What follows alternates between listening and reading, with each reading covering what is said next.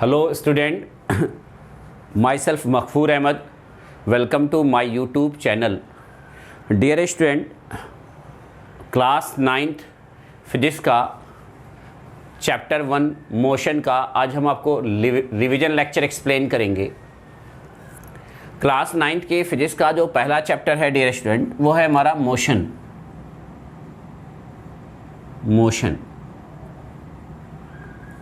Motion में जो हमारा फर्स्ट टॉपिक है डियर स्टूडेंट वो है state of rest. State of rest क्या है पहले हम आपको एक्सप्लेन करते हैं।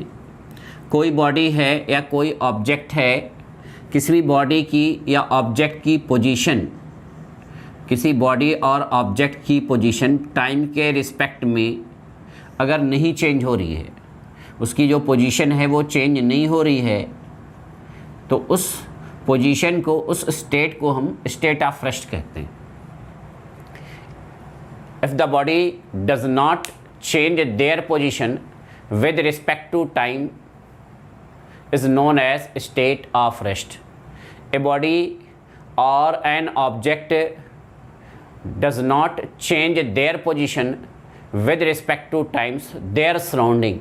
लेकिन सराउंडिंग के रिस्पेक्ट में टाइम के अकॉर्डिंग अगर किसी भी बॉडी की पोजीशन टाइम के रिस्पेक्ट में नहीं चेंज हो रही है तो उस पोजीशन को हम स्टेट ऑफ रेस्ट कहते हैं। जैसे मान लीजिए एक ऑब्जेक्ट है, जैसे मैं हूँ, तो इस समय मैं स्टेट ऑफ रेस्ट में हूँ। टाइम हमारा बढ़ रहा है बट पोजीशन बनी हुई है, पोजीशन वही है। पोजीशन के सराउंडिंग, अपने रूम के सराउंडिंग, अपने क्लास रूम के सराउंडिंग हमारी जो पोजीशन है वो टाइम के रिस्पेक्ट में नहीं चेंज हो रही है। टाइम हमारा बढ़ रहा है, 8:15 से 8:16 हो जाएगा, 8:16 से 8:17 हो जा रहा है। टाइम बढ़ रहा है, एक एक सेकेंड, एक एक मिनट हमारा टाइम बढ़ रहा है, बट हमारे बॉडी की, हमारे ऑब्जेक्ट की इस क्लासरूम के सराउंडिंग जो है वो पोजीशन चेंज नहीं हो रही है। क्लासरूम के surrounding dear student position change नहीं होगी तो वो आपका क्या होगा, स्टेट ऑफ रेस्ट। मान लीजिए आप 7:30 पर स्कूल पहुंच गए और आपका 12:30 पर छुट्टी हो रही है, छुट्टी की बेल लग रही है, तो 7:30 से 12:30 के बीच में आप स्टेट ऑफ रेस्ट हैं स्कूल के बिल्डिंग के सराउंडिंग, स्कूल के सराउंडिंग। हाँ, क्लासरूम के सराउंडिंग आपकी पोजीशन चेंज हो सकती है, आप क्लासरूम से बाहर निकल सकते हैं, कल क्लासरूम के अंदर आ सकते हैं, बट स्कूल की बिल्डिंग के सराउंडिंग ऑब्जेक्ट की पोजीशन टाइम के रिस्पेक्ट में चेंज नहीं हो रही है। जैसे मान लीजिए मैं एक हफ्ते से बस्ती से बाहर नहीं गया, तो आप विदिन 1 वीक, एक हफ्ते से मैं बस्ती से बाहर कहीं नहीं गया, तो बस्ती के सराउंडिंग, अगर हम पूरे बस्ती सिटी की बात करें, पूरे बस्ती डिस्ट्रिक्ट की बात करें, तो बस्ती सिटी और बस्ती डिस्ट्रिक्ट के सराउंडिंग हमारी पोजीशन टाइम के रिस्पेक्ट में चेंज नहीं हो रही है। यानी कि हमारी बॉडी बस्ती के सराउंडिंग टाइम के रिस्पेक्ट में स्टेट ऑफ रेस्ट में है।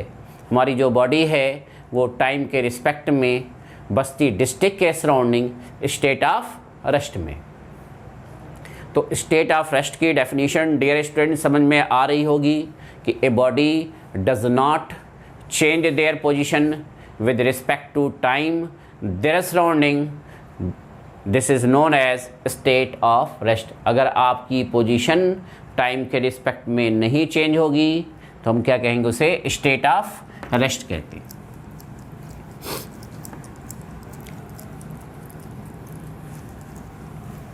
उसके बाद बात आती है dear student state of motion. State of motion,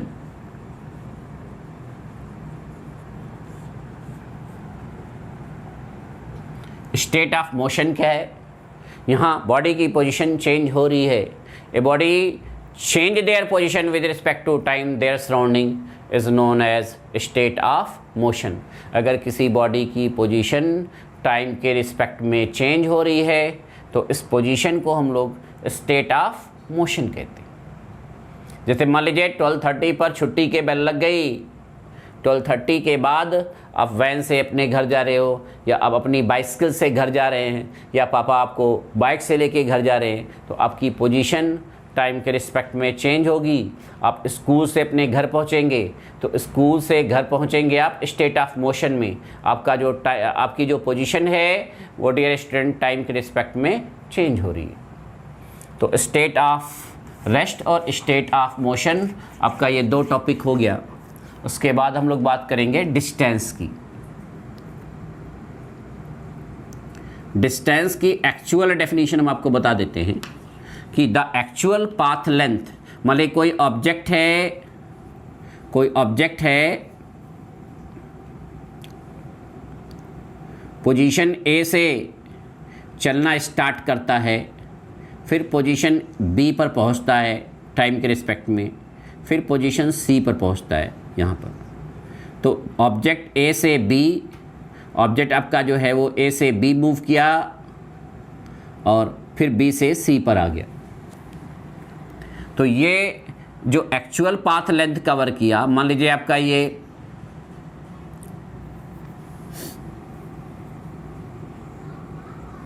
मान लीजिए इसने 3 मीटर डिस्टेंस कवर किया और इसने 4 मीटर डिस्टेंस कवर किया। तो actual path length covered by a body और an object, the actual path length covered by a body or an object is known as distance। ये कोई भी बॉडी जो एक्चुअल पाथ लेंथ कवर कर रही है, कोई भी बॉडी जो एक्चुअल पाथ लेंथ कवर कर रही है, उसी पाथ लेंथ को हम लोग क्या कहते हैं, डिस्टेंस कहते हैं। डेफिनेशन आपको राइट डाउन कराया गया है, आप राइट डाउन कर सकते हैं रफ कॉपी में। Actual path length covered by a body or an object is known as distance, is known as distance।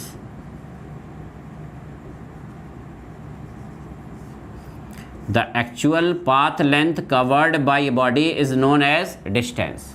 क्योंकि जो भी पाथ लेंथ कवर करेगा वो हमारा क्या होगा, डिस्टेंस होगा। डिस्टेंस के बारे में एक बात और ध्यान देंगे बेटा, डिस्टेंस जो है हमारा वो स्केलर क्वांटिटी, डिस्टेंस क्या है डियर स्टूडेंट, वो हमारा स्केलर क्वांटिटी है।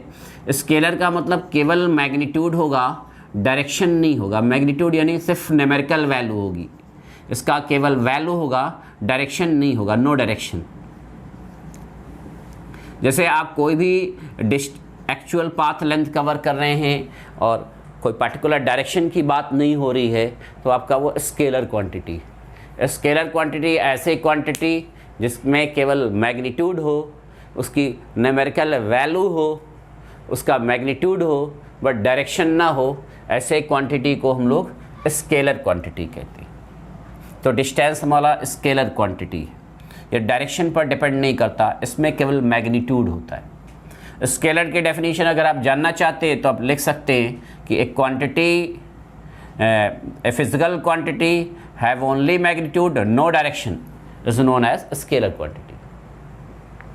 तो डिस्टेंस आपका बेटा स्केलर क्वांटिटी है। डिस्टेंस ऑलवेज पॉजिटिव होता है, डिस्टेंस आप कभी भी नेगेटिव और ज़ीरो नहीं ले सकते। डिस्टेंस आपका नेगेटिव नहीं होता, डिस्टेंस आपका ज़ीरो नहीं होता। जब नेगेटिव नहीं होगा तो ज़ीरो नहीं होगा। एक्चुअल पाथ लेंथ कुछ भी कवर करे, वो आपका सेंटीमीटर में कवर करे, मीटर में कवर करे, कुछ भी हो सकता है। डिस्टेंस को आप सेंटीमीटर में भी कैलकुलेट कर सकते हो। शॉर्ट डिस्टेंस है तो आप सेंटीमीटर यूनिट ले लीजिए। डिस्टेंस को आप मीटर में भी मेज़र कर सकते हैं। लॉन्ग डिस्टेंस है, जैसे आप एक सिटी से दूसरे सिटी का डिस्टेंस मेज़र कर रहे हैं तो डिस्टेंस को आप किलोमीटर में भी मेज़र कर सकते हैं। Centimetre, metre, kilometre.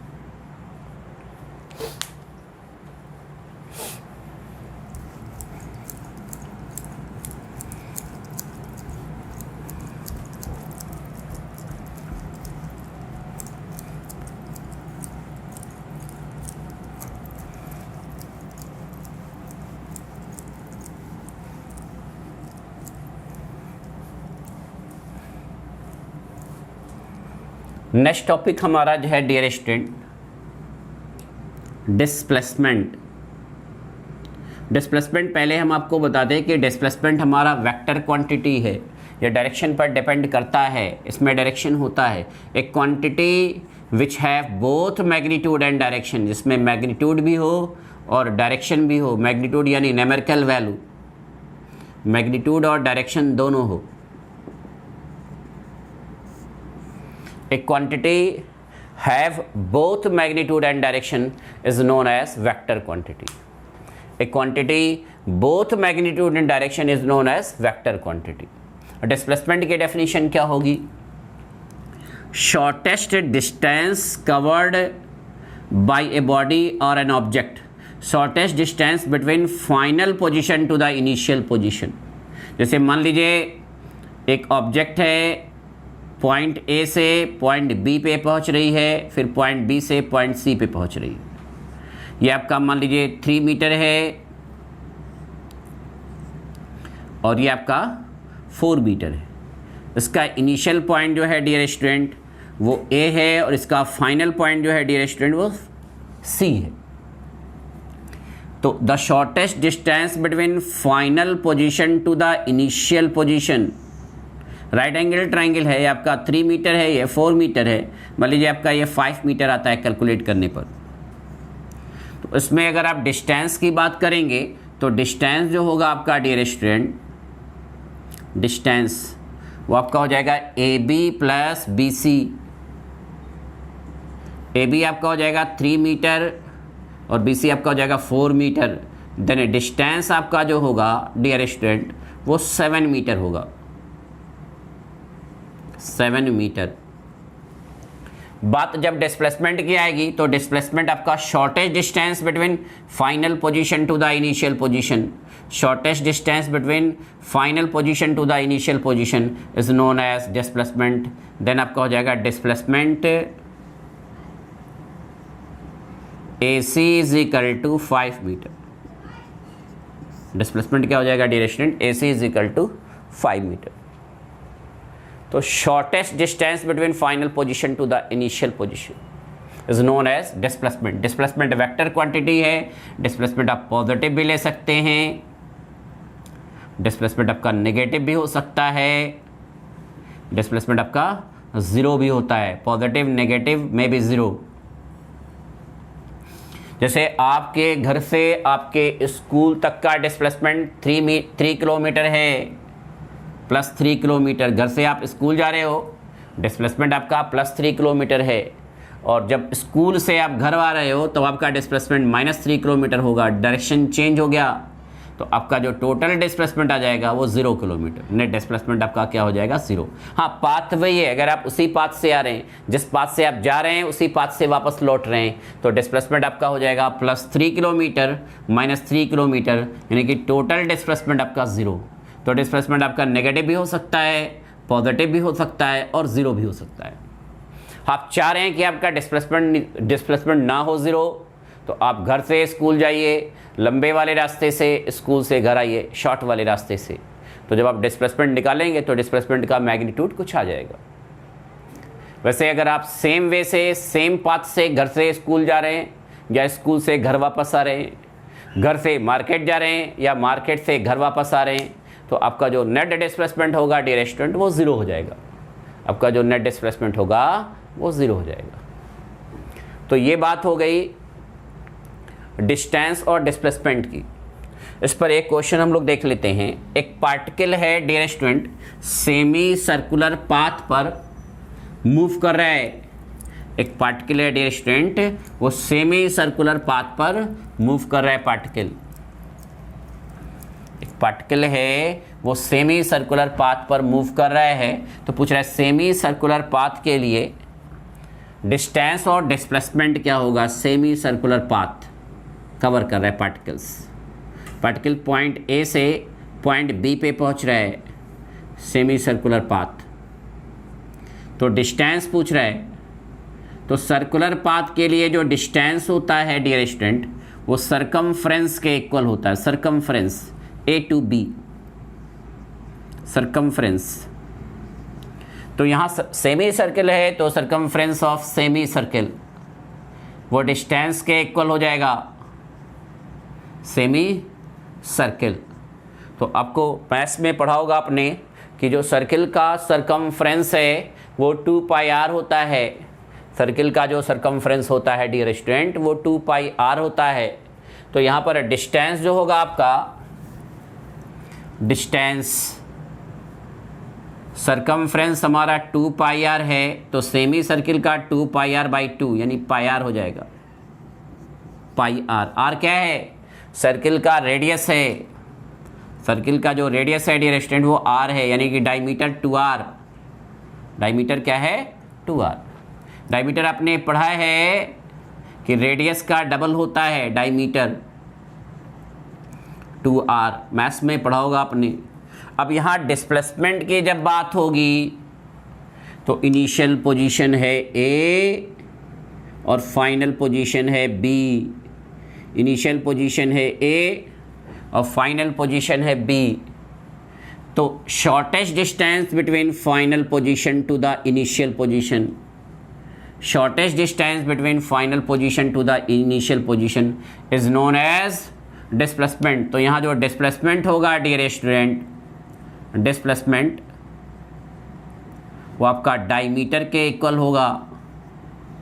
डिस्प्लेसमेंट जो होगा डियर स्टूडेंट वो आपका डायमीटर के इक्वल होगा, यानी कि आपका जो डिस्प्लेसमेंट होगा डियर स्टूडेंट वो 2r के इक्वल हो जाएगा। डिस्प्लेसमेंट हमारा 2r के इक्वल हो जाएगा। डिस्प्लेसमेंट हमारा जो होगा वो 2r के इक्वल।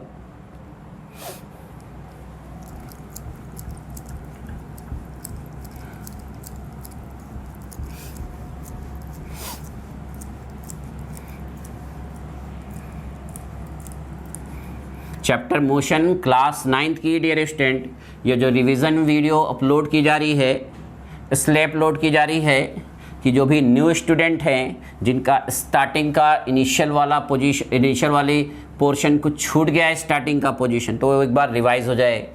मोशन में जो स्टार्टिंग है state of rest, state of motion, distance, displacement, वो आपका क्लियर हो जाए। उसके बाद बात आती है बेटा स्पीड की। स्पीड के लिए एक छोटा सा एग्जांपल हम बता देंगे। स्पीड की डेफिनेशन क्या होती है? Distance covered by a body per unit time is known as speed. यानी कि डिस्टेंस और टाइम का जो रेशियो होता है वही हमारा क्या है? स्पीड है। The ratio of distance to the time is known as speed. Distance को हम लोग मीटर में मेज़र करते हैं नॉर्मली एसआई सिस्टम में, और टाइम हमारा सेकंड, मीटर पर सेकंड। लॉन्ग डिस्टेंस है, एक सिटी से दूसरे सिटी की बात हो रही है, तो यहाँ पर डिस्टेंस को हम किलोमीटर में ले लेंगे और टाइम को ले लेंगे आवर में, तो किलोमीटर पर आवर भी हो जाए। बेटा दो ऑब्जेक्ट है ऐसे समझ लीजिए, ए और बी, दो पर्सन है, मान लीजिए दो स्टूडेंट है, एक स्टूडेंट है ए और एक स्टूडेंट है बी। दोनों सेम पोजीशन से स्टार्ट करते घर से निकलना। दोनों का मान लीजिए हाउस एड्रेस सेम है, ए और बी, दोनों की इनिशियल पॉइंट सेम है। ए के घर से स्कूल तक का जो डिस्टेंस है डियर स्टूडेंट वो अप्रॉक्सीमेटली 3 किलोमीटर कंसीडर कर लेते हैं, और बी का जो है वो स्कूल से जो डिस्टेंस है अप्रॉक्सीमेटली वो भी 3 किलोमीटर है अप्रॉक्सीमेटली, दोनों का डिस्टेंस सेम है। अब स्टूडेंट ए जो है डियर स्टूडेंट वो अपने पापा के साथ बाइक से स्कूल जा रहा है, और टाइम जो टेक कर रहा है मान लीजिए अप्रॉक्सीमेटली 5 मिनट टेक कर रहा है, और स्टूडेंट बी जो है वो स्कूल बाइसिकल से जा रहा है और वो 15 मिनट जो है टाइम टेक कर रहा है डियर स्टूडेंट। तो स्पीड स्टूडेंट ए के पापा के बाइक की ज़्यादा होगी कि बी के स्टूडेंट बी के बाइसिकल की स्पीड ज़्यादा होगी? तो आप सीधे सीधे बता देंगे कि स्टूडेंट ए के पापा के बाइक की स्पीड ज़्यादा होगी क्योंकि टाइम कम टेक कर रहा है। आपको बताया गया है मैथ में फ्रैक्शन में कि अगर आपका डिनोमिनेटर छोटा होगा तो फ्रैक्शन आपका बड़ा होता है। तो स्टूडेंट ए जिस व्हीकल से स्कूल पहुंच रहा है वो 5 मिनट टेक कर रहा है, डिस्टेंस सेम है, डिस्टेंस आपका सेम है, टाइम कम लग रहा है, टाइम कम लगेगा तो स्पीड बढ़ जाएगा, क्योंकि स्पीड जो है वो टाइम के इन्वर्सली प्रोपोर्शनल है। 5 मिनट में ही डिस्टेंस कवर कर ले रहा है, यानी कि स्टूडेंट ए के व्हीकल की स्पीड ज़्यादा है स्टूडेंट बी के कंपैरिजन में, क्योंकि स्टूडेंट बी जो है वो ज़्यादा टाइम टेक कर रहा है। स्टूडेंट बी जो टेक कर रहा है टाइम वो ज़्यादा टेक कर रहा है डियर स्टूडेंट।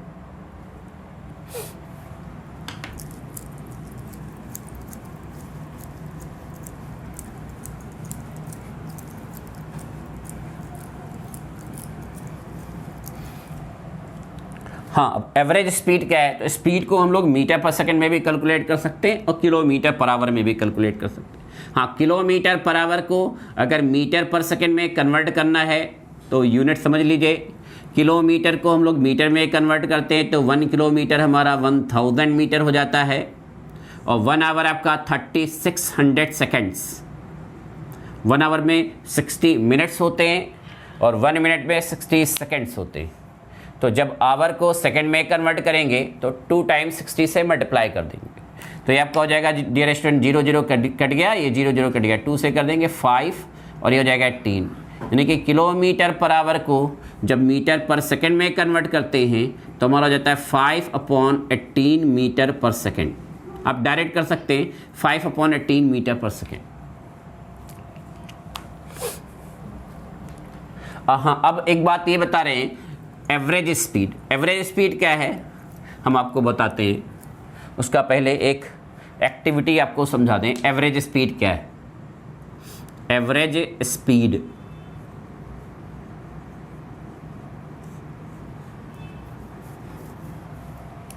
अब स्टूडेंट ए और स्टूडेंट बी दोनों सेम इनिशियल पोजीशन से चलना शुरू कर रहे हैं।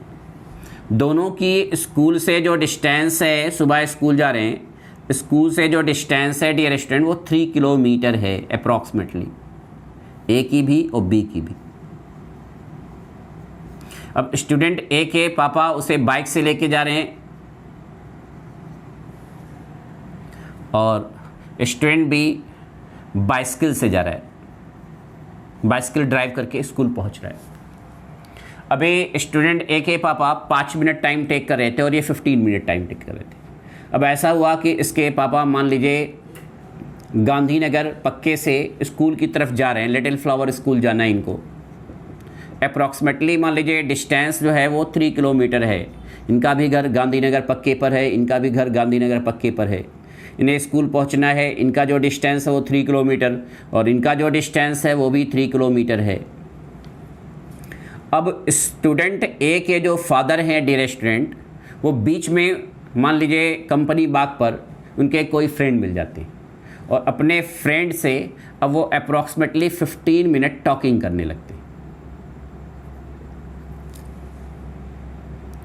अब student a little flower school 20 minutes में पहुंच रहा है और स्टूडेंट बी बाइसिकल ड्राइव करके 15 मिनट्स में पहुंच रहा है। अब बीच में स्टूडेंट ए के जो फादर हैं वो 15 मिनट क्या हो गए, होल्ड हो गए।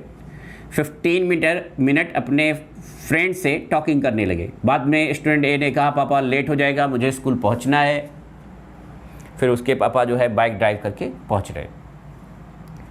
तो अब एवरेज स्पीड किसकी ज़्यादा होगी डियर स्टूडेंट, स्टूडेंट ए की या स्टूडेंट बी की? स्टूडेंट ए के जो फादर हैं जो अपने फ्रेंड से टॉकिंग कर रहे हैं, रास्ते में रुककर गसिप कर रहे हैं, वो जो 15 मिनट अलग से टाइम टेक किए हैं वो भी उसी में प्लस होगा। यानी इन्होंने स्टूडेंट ए को स्कूल तक पहुंचाने में 20 मिनट्स टेक किया है और इन्होंने स्टूडेंट बी जो है वो बाइसिकल से 15 मिनट में पहुंच रहा है। अब एवरेज स्पीड जो होगी डियर स्टूडेंट वो बी की ज़्यादा होगी क्योंकि कम टाइम टेक कर रहा है, और एवरेज स्पीड ए की जो होगी डियर स्टूडेंट ज़्यादा वो कम होगी स्टूडेंट ए की क्योंकि ज़्यादा टाइम टेक कर रहा है। तो एवरेज स्पीड की डेफिनेशन क्या होगी? Total distance, the ratio of total distance to the total time taken, the ratio of total distance to the total time taken, total time taken is known as average speed. Average speed है dear student, इसको आप v ले लीजिए, av ले लीजिए। Speed को हम लोग v से डिनोट करते हैं, यहाँ बात एवरेज की आ रही है तो v av dot average speed. Unit वही होगी, टोटल डिस्टेंस को आप मीटर में अगर मेज़र करेंगे, टाइम को आप सेकंड में मेज़र करेंगे तो मीटर पर सेकंड हो जाएगा। टोटल डिस्टेंस को आप किलोमीटर में मेज़र करेंगे, टाइम को आवर में मेज़र करेंगे तो किलोमीटर पर आवर हो जाएगा। तो बेटा आज इतना इस टॉपिक को एक बार प्रिपेयर कर लेंगे। अगर आपको कोई क्यूरी आ रही है, कोई कन्फ्यूज़न आ रही है तो कमेंट बॉक्स में जाके कमेंट कर सकते हैं। Thank you.